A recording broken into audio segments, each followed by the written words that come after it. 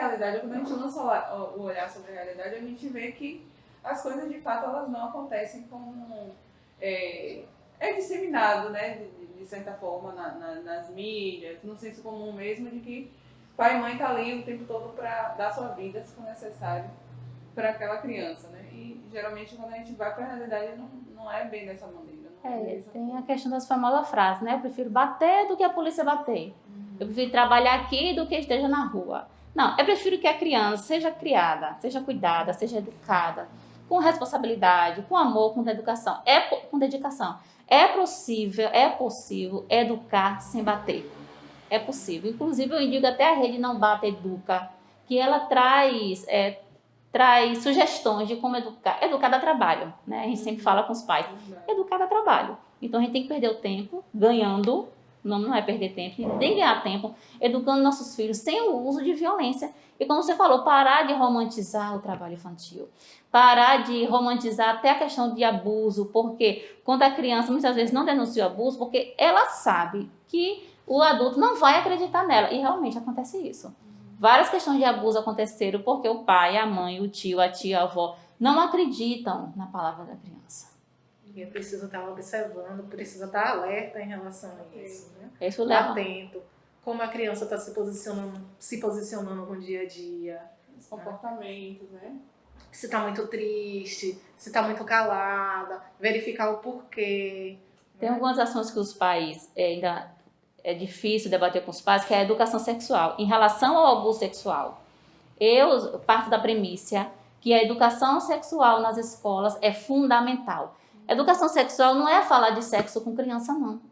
É falar com a criança como o seu corpo funciona, o que é partes íntimas. Esse detalhe, agora, é claro, da linguagem de cada criança. Como eu posso falar isso com a criança? A partir do momento que ela possa entender e compreender do que é, do que não é, da escola, 3 anos de idade, eu posso falar assim sobre abuso sexual. Eu posso falar sobre educação sexual com essa criança. E é necessário. As perguntas que surgem das crianças, né? As crianças são super espertas, sagazes. E logo cedo elas começam a ter curiosidade, né, sobre essas questões. Sobre a questão do corpo, né?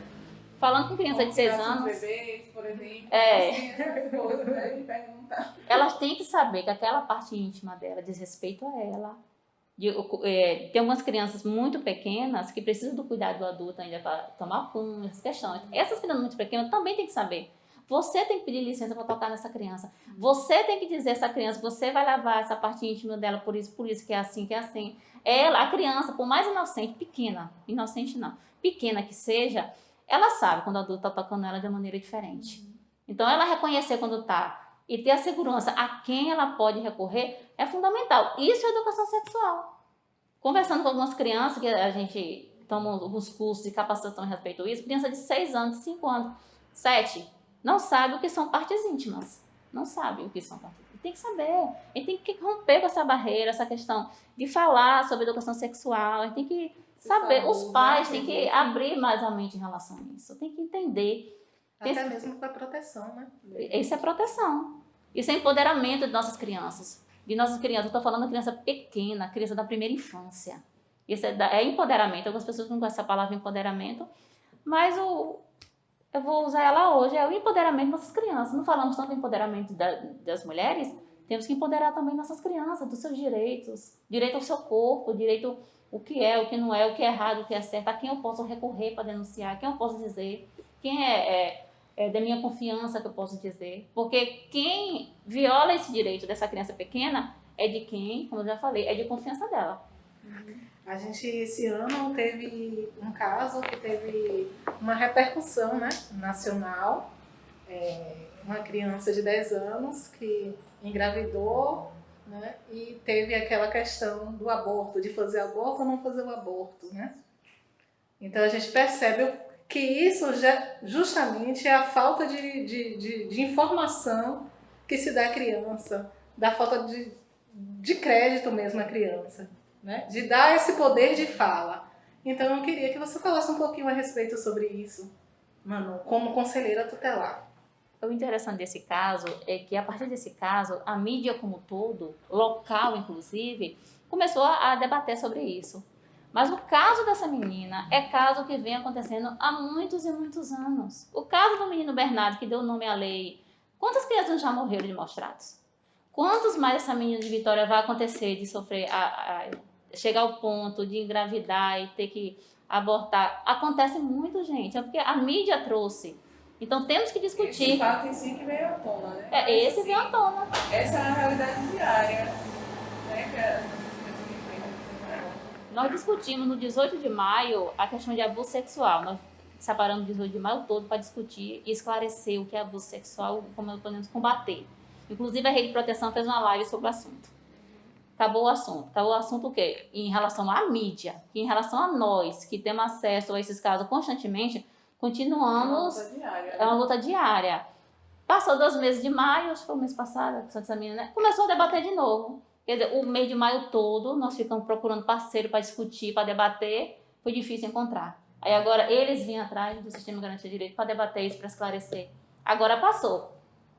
Morreu o caso, mas outras meninas já estão sendo violentadas. Outros meninos ainda estão sofrendo maus tratos. Inclusive, a própria lei do 18 de maio, que foi estabelecida no ECA, é de uma menina que sofreu abuso, que gerou essa lei, que foi a menina Araceli. Gerou essa lei.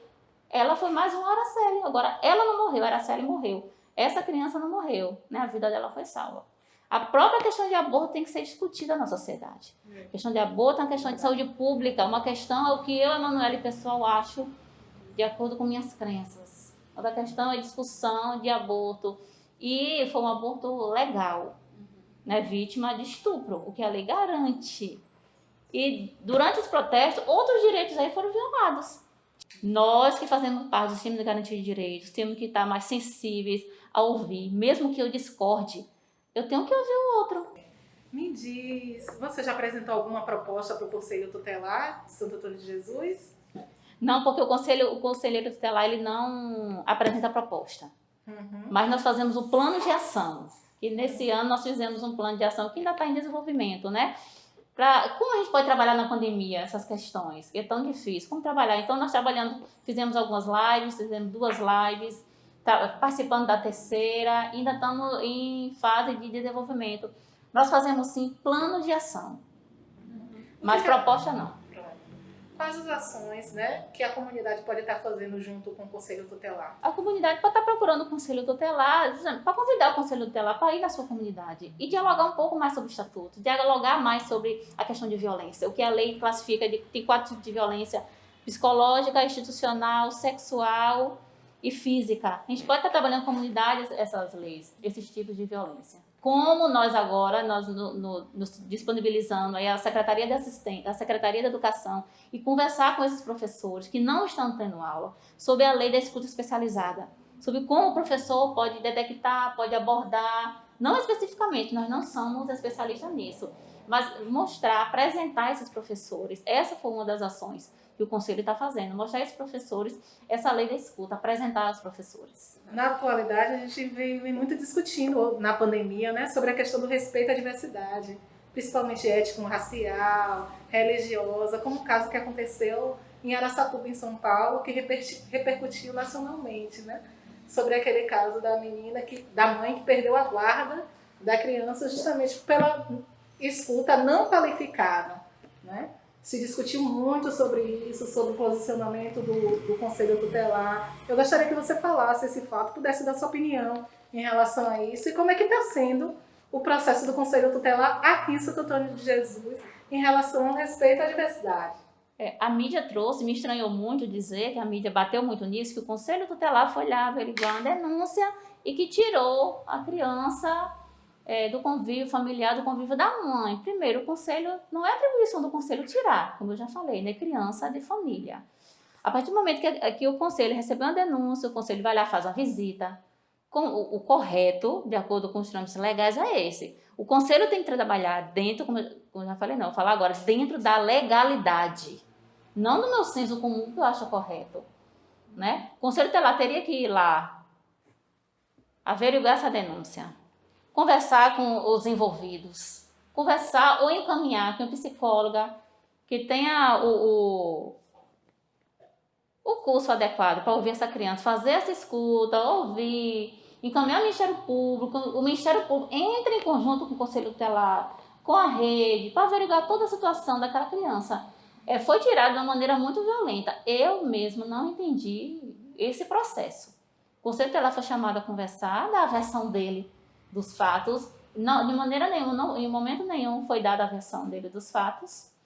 E trazendo para Santo Antônio de Jesus, os conselheiros tutelares que nós temos hoje, essa questão é tranquila entre nós. Atendemos pessoas de várias religiões e não temos problema não. Temos respeito aqui em Santo Antônio de Jesus. Posso falar por Santo Antônio de Jesus. Respeito a essa diversidade, a maneira de pensar do outro, a maneira de cada família tem de orientar seus filhos. É claro que tem algumas maneiras também que às vezes as famílias querem levar para o senso comum. Aí entra a questão da gente orientar, né? Mas a questão religiosa, a questão etnia, não. Não cabe ao conselho julgar, nem tirar, não cabe. Nessa Semana da Criança, né? Nós estamos em outubro. Qual a mensagem que você deixaria para os pais, representantes das crianças do Brasil, né? E do município de Santo Antônio de Jesus? Qual a mensagem que você A mensagem que eu trago é que devemos cuidar do nosso presente. Se a gente quer ter um futuro, temos que cuidar agora do presente. E o presente é nossas crianças. Nossas crianças são o futuro do Brasil? Não. As crianças são o presente. Se a gente não cuidar desse presente de forma adequadamente, de forma saudável, de forma de amor, com carinho, não teremos futuro. No artigo 4º da Lei 80.069, é dever da família, da comunidade, da sociedade geral e do poder público assegurar absoluta prioridade à efetivação dos direitos, né? Referente à vida, saúde, alimentação, educação, esporte, lazer, profissionalização, cultura, dignidade, respeito, a convivência familiar, entre outras. Na sua opinião, como é que a família, o poder público, a comunidade, a sociedade em geral está exercendo seu poder e seu dever aqui no município? Nós temos muitas falhas aqui. Por isso que existe o Conselho Tutelar e existe outro sistema de garantia de direito. Porque a denúncia, se há denúncia, houve falha de alguma maneira. Né? E esse artigo 4º é o que mais a gente usa. O Estatuto ele veio do artigo 227 da Constituição Federal. O Estatuto veio desmembrando esse artigo 227. Direito à dignidade, à vida, os direitos humanos de criança e adolescente. O direito que cada pessoa tem de ter uma vida plena com dignidade. Por que nossas crianças não vão ter? Então, aqui, como eu já falei aqui com vocês, há uma rede de garantia de direito que funciona. Agora, nem toda criança e adolescente está tendo acesso a essa rede de garantia. Porque nós da sociedade civil não estamos ligando, não estamos denunciando, não estamos orientando corretamente.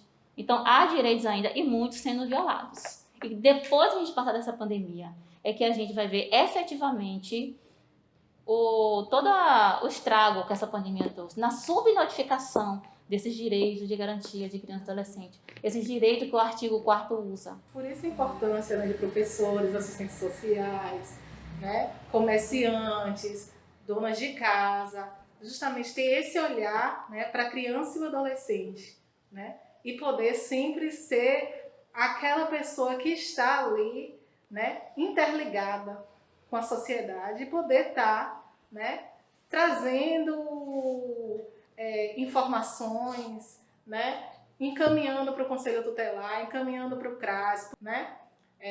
Uma pessoa que está trabalhando, uma técnica de enfermagem que está trabalhando em ver algo que suspeitam, informar o Conselho Tutelar. Eu acho que todos nós juntos podemos fazer um futuro melhor, um futuro diferente, né? E ver a criança, e ver a criança como um sujeito de direitos. A lei diz que é dever de todos, é todos sem exceção. Todas as pessoas que você citou aí. Garantir e zelar por esses direitos. E muitas vezes a gente acha que é apenas o poder público, né? Ou então apenas aí o poder público que é a comunidade. E na verdade é um elo, né? Isso. São todos nós. Exatamente. Finalizando, né, o projeto Pétala, Ação e Reação, te presentei uma lembrança simples, né? Como uma forma de agradecimento pelo seu trabalho, que você sempre está assim, em busca de melhorias, né? E de capacitações para poder estar dando um suporte melhor às nossas crianças hoje, né? Sim, eu agradeço, né? Parabenizo vocês do Projeto Pétala, né? A todos que participam, que são voluntários, mandar um abraço para a Lavínia também. E vocês fazem parte do sistema de garantia de direitos.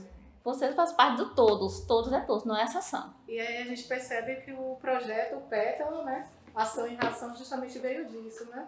Lavínia, a partir da insatisfação dela em relação com a falta ou a insuficiência dos direitos que são garantidos, né? Juntou com outras pessoas, com amigos e colegas para fazer ações, né, que pudessem beneficiar, né, a comunidade, a sociedade, as pessoas que estão em torno dela. Promover melhorias, né? E é isso.